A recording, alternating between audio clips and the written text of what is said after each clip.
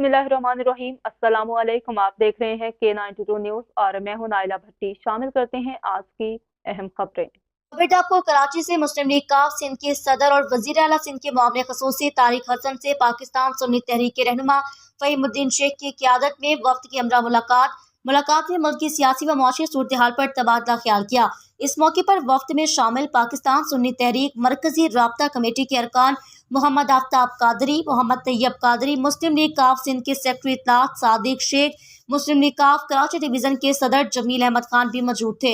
इस मौके पर गुफ्तगू करते हुए फहीमुद्दीन शेख ने कहा, मुल्क की माशी हालात अबतर होते जा रहे हैं। पाकिस्तान सुन्नी तहरीक चाहती है कि तमाम अकाया महंगाई बेरोजगारी की रोकथाम के लिए मुश्तरका लाहे अमल तय करें। अवाम मजहबी व सियासी जमातों पर नजरें मरकूज किए हुए हैं।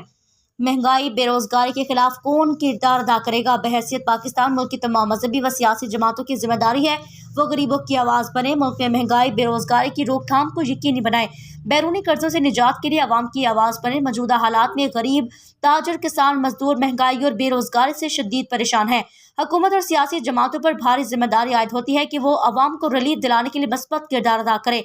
इस मौके पर मुस्लिम लीग काफ सिंध के सदर वजीर आला सिंध के मामले खसूसी तारिक हसन ने कहा, मुआशी मसाइल के हल के लिए आवाम के साथ हैं, अवामी मसाइल के लिए जद्दोजहद करते रहेंगे, महंगाई की रोकथाम के लिए किरदार अदा करें।